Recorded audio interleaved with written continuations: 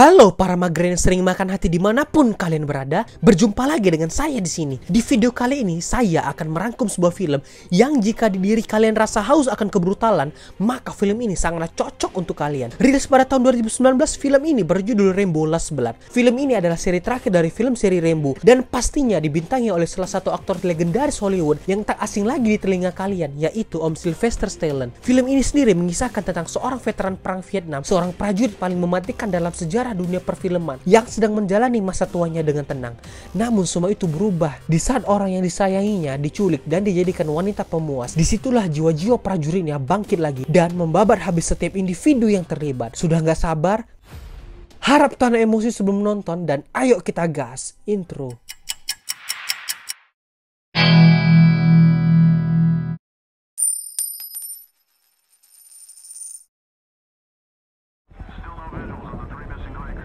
Di malam yang gelap terjadi sebuah badai sehingga tim evakuasi datang untuk menyelamatkan para pendaki yang terjebak. Di saat badai semakin parah dan para tim evakuasi tidak mungkin bisa menyelamatkannya, disitulah datang seorang mantan prajurit terbaik, mantan veteran perang Vietnam, handal di segala medan, pernah melawan berkompi-kompi pasukan seorang diri. Dia bernama John Rambo.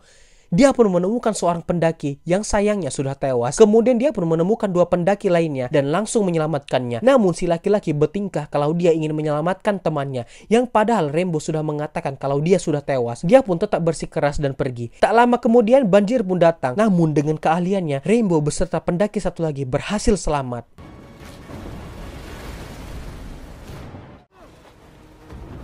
Setelah semuanya berlalu, pendaki laki-laki itu pun ditemukan tewas. Para polisi pun berterima kasih kepada Rambo atas bantuannya. Dan inilah Rambo darah terakhir.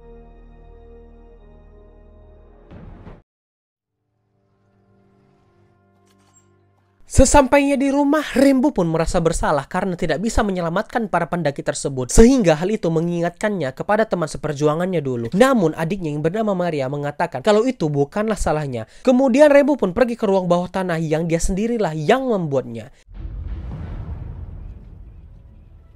Di saat badan tak sekekar dulu, masa keemasan telah hilang, otot mulai menciut, segala pertempuran, rintihan peluru, dan pertumpahan darah sudah dilewati. Terlihat Rambo kini sedang menjalani kehidupannya yang damai dan jauh dari hingar-bingar. Dia pun mempunyai keponakan bernama Gabriela yang sangat ia sayangi seperti anaknya sendiri. Malamnya mereka pun mengadakan pesta di rumah Rambo.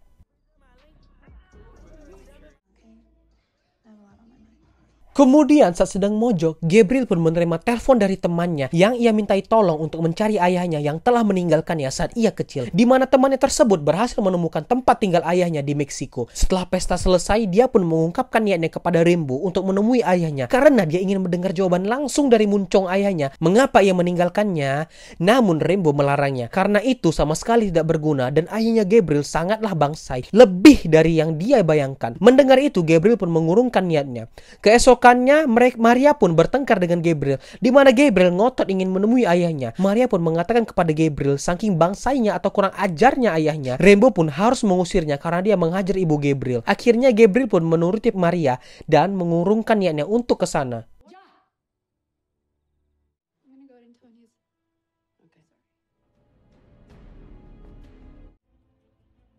Namun yang namanya masih muda, jiwa penasaran tinggi, sifat pembangkang dan masih pubertas, Gabriel pun diam-diam nekat pergi ke Meksiko seorang diri. Yang kita tahu kalau negara tersebut terkenal dengan human trafficking atau perdagangan manusia. Di sana Gabriel pun menemui temannya yang bernama Giselle, di mana tampang temannya ini seperti berandalan dan tatapannya seakan-akan mempunyai niat jahat kepada Gabriel. Di rumah Rambo pun terlihat gelisah karena Gabriel belum pulang. Malamnya tanpa memperlama waktu, Gabriel menemui ayahnya.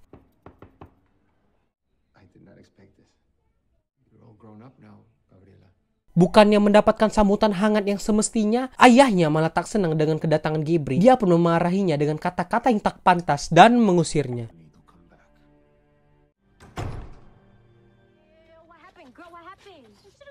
Gabriel pun keluar sambil menangis akibat perlakuan ayahnya tadi. Melihat Gabriel menangis terisak-isak, Giselle pun mengajaknya ke sebuah klub malam hanya untuk sekedar menghibur diri dan menghilangkan rasa galau. Dan disinilah awal mula petaka terjadi, di mana setelah mereka memasuki klub malam tersebut, terlihat seorang pria mendatangi Gabriel dan sedikit berbincang dengannya. Setelah itu, pria itu pun memasukkan semacam obat tidur ke minuman Gabriela.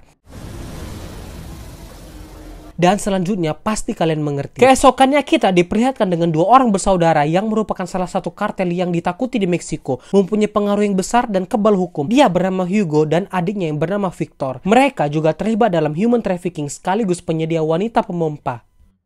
Con su permiso, señores. Keesokannya Maria pun dengan panik mendatangi Rainbow karena mendapat kabar kalau Gabriel tidak pergi ke rumah temannya, melainkan pergi ke Meksiko untuk menemui ayahnya. Mendengar keponakan kesayangannya itu hilang tanpa kabar, Rainbow pun langsung bergegas pergi ke Meksiko, bermodalkan alamat yang didapatkannya.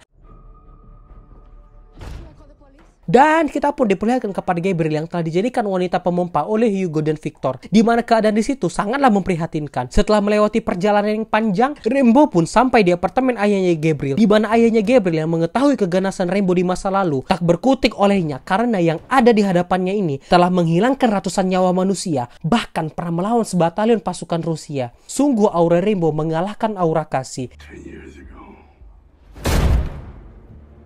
Karena Gabriel tidak ada di sana, Rainbow pun pergi. Kemudian Rainbow pun mendatangi Giselle untuk bertanya tentang kronologi hilangnya Gabriel. Saat sedang ditanya oleh Rainbow, Giselle pun banyak mengeles. Namun Rainbow yang telah mengetahui banyak sifat manusia pun mengetahui kalau Giselle berbohong. Ia tahu kalau Giselle telah menjual Gabriel. Dan seketika Giselle pun terdiam ketika Rainbow mengeluarkan pisau andalannya, di mana aura Rainbow sangatlah menakutkan. Kemudian Rainbow meminta kepada Giselle untuk diantarkan kepada orang yang telah menculik Gabriel.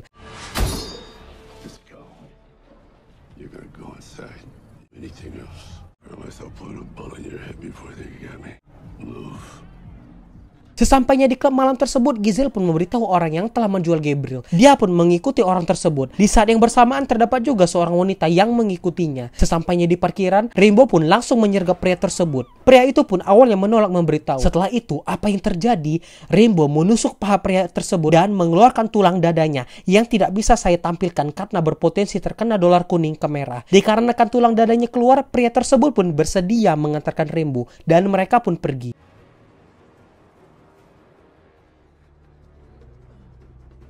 Sesampainya di sana, Rainbow pun menyusuri jalan-jalan atau lorong-lorong yang dipenuhi oleh orang-orang yang berbahaya, di mana gerak-geriknya telah diketahui. Setelah sampai di atas, bertemulah dia dengan Hugo dan Victor bersaudara. Andas perdido, viejito. Di sini Rainbow pun dikelilingi oleh anak buah Victor yang tak terhitung jumlahnya, dan mereka menggeledah Rainbow hingga ditemukanlah foto Gabriel. Sontak Victor mengatakan kata-kata yang tak pantas kepada Gabriel. Mendengar itu, Rainbow pun bereaksi yang akibatnya Rainbow ditodong oleh seluruh anak buah Hugo. Namun Rainbow yang telah mempunyai pengalaman yang tinggi tetap tenang. Jir, di sini Hugo bersaudara telah melakukan kesalahan yang besar, di mana mereka tidak mengetahui kalau orang yang ada di hadapan mereka ini jauh lebih mematikan, memiliki jam terbang yang tinggi, dan kini nyawa mereka dalam bahaya. Dikarenakan kalah oleh keadaan, Rainbow pun dikeroyok ramai-ramai hingga babak belur. Setelah itu Hugo mengatakan kalau dia menganggap perempuan itu, maaf kata, hanyalah sebuah barang. Kemudian mereka pun menyayat pipi Rainbow dan pergi meninggalkannya. Kemudian wanita yang mengikutinya tadi pun membawanya pulang untuk dirawat. Di sisi lain, Victor pun kesal kepada Hugo karena membiarkan Rainbow hidup dan tidak membunuhnya. Akibatnya dia pun mendatangi Gabriel untuk menyakitinya. Keesokannya Rainbow pun dirawat di rumah wanita tersebut, di mana Rainbow mengalami geger otak dan luka yang cukup serius. Hari demi hari pun berlalu, di mana tiada hari bagi Gabriel melainkan ia terus disiksa dan diraba-raba. 4 hari kemudian Rainbow pun sudah pulih. Rainbow bertanya kepada wanita tersebut siapakah namanya. Nama wanita itu adalah Carmen, yang ternyata adiknya juga menjadi korban penculikan dari Hugo dan tewas akibat overdosis obat-obatan. Dan alasan dia merawat Rainbow karena dia melihat Rainbow membutuhkan pria kemarin. Tak lupa Rainbow pun berterima kasih kepadanya. Rainbow mengungkapkan kalau tujuannya adalah mencari keponakannya yang juga diculik. Dia pun bertanya kepada Carmen, di manakah kemungkinan Gabriel berada? Tanpa basa-basi dan membawa waktu, Rainbow pun langsung mendatangi sebuah rumah bordir dengan menyamar sebagai om-om. Sampainya di dalam, sudah bisa ditebak. Rainbow pun mengkapak semua orang di situ. Dia pun membuka satu persatu kamar untuk mencari Gabriel. Dan akhirnya, dia pun berhasil menemukan Gabriel dalam keadaan tak berdaya dengan banyak luka tusukan. Melihat itu, Rainbow pun langsung bergegas membawanya pulang. Setelah kejadian tersebut, Victor pun memarahi Hugo atas kekacauan yang terjadi karena telah membiarkan Rainbow hidup dan tidak membunuhnya sedari awal kemarin. Di perjalanan menuju pulang, keadaan Gabriel pun semakin parah. Yang untuk itu Rainbow berusaha mengajaknya berbicara supaya mana tahu ajal Gabriel bisa ditunda. Lambat laun Gabriel pun melemah karena keadaannya yang semakin parah, dan saat itu juga dia pun menghembuskan nafas terakhir.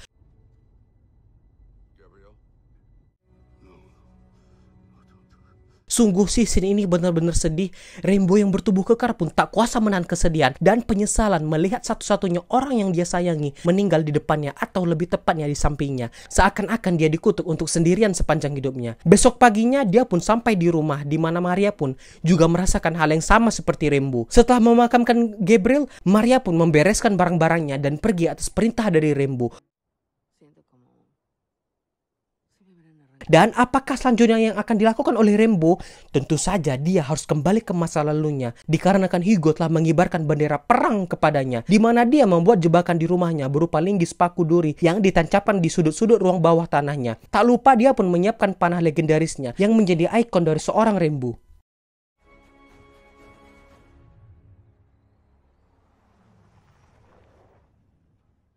Setelah semuanya beres, Rambo pun kembali ke Meksiko dan menemui Carmen. Di sini Rambo mengungkapkan niatnya untuk balas dendam kepada Hugo atas apa yang telah diperbuatnya dan bertanya letak kediaman Victor. Setelah mengetahui alamatnya, Rambo pun menyusupi rumah Victor dan menghabisi para penjaga yang ada.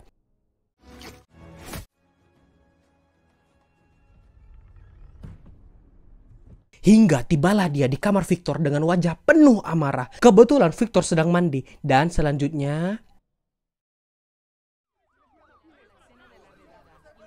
keesokannya para wartawan dan polisi pun terlihat ramai di rumah Victor. Saat Hugo mendatanginya, alangkah terkejutnya Hugo dan serta alangkah puasnya saya saat melihat Victor ditemukan tewas dengan kepala yang lepas dari tubuhnya, dibuat oleh Rambo. Di situ juga terlihat foto Gabriel serta alamat Rambo di belakang fotonya, yang artinya peperangan telah dimulai. Melihat adik kesayangannya itu tewas dengan sangat mengenaskan, Hugo pun langsung mengumpulkan seluruh anak buahnya, menyiapkan persenjataan dan langsung menuju ke rumah Rambo. Besok siangnya Rambo sedang berdiri di makam Gabriel. Tak lama kemudian, rombongan Hugo pun datang. Setelah itu, tiba-tiba salah satu mobil anak buah Hugo pun meledak terkena ranjau dari Rambo, yang artinya peperangan telah dimulai. Anak buah Hugo yang banyak pun satu persatu terkena jebakan dari Rambo, mulai dari paku, besi berduri, dan bom yang tidak bisa saya tampilkan secara detail karena lagi-lagi berpotensi terkena dolar merah ke hitam. Pokoknya seperti jebakan tikus lah orang ini dibuat Rambo.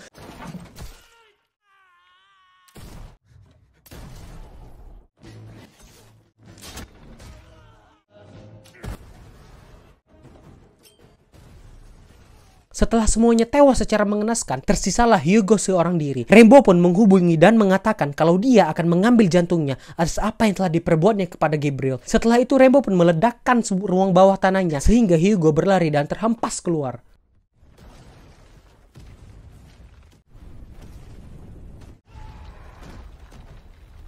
Setelah terhempas, Hugo pun kebingungan karena Rambo bukanlah orang yang sembarangan. Di saat keadaan terlihat tenang, tiba-tiba Rambo datang dan memanah kedua bahu dan lutut Hugo sehingga dia tidak bisa bergerak. Rambo pun turun dan berjalan menuju arahnya dengan penuh amarah sambil mengeluarkan pisaunya. Rambo pun menusuk dada Hugo, merobeknya, dan mengambil jantungnya. Akhirnya dendam Rambo pun terbalaskan. Kini dia pun hidup sendiri sebagai prajurit yang kesepian.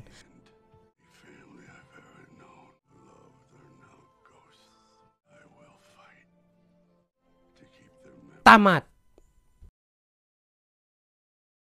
Jalan cerita yang simpel, latar tempat yang sederhana, alur yang tidak berbelit-belit menjadi salah satu keunikan tersendiri dari film ini. Dan film ini sih menurut saya terlalu brutal dan sadis dibandingkan dengan seri-seri film sebelumnya. Jadi saya sarankan kalau Anda mahasiswa kedokteran, film ini sangatlah cocok untuk Anda karena ada adegan membedah-bedahnya yang gimana tahu kalian bisa belajar di sini ya kan. Kalau masalah pesan moral pasti kalian sudah tahu dan juga ketebak lah. Silahkan komen di bawah pesan moral yang cocok dari film ini. Baiklah, sampai di sini saya undur diri, sampai jumpa dengan suara saya di video berikutnya. Dadah.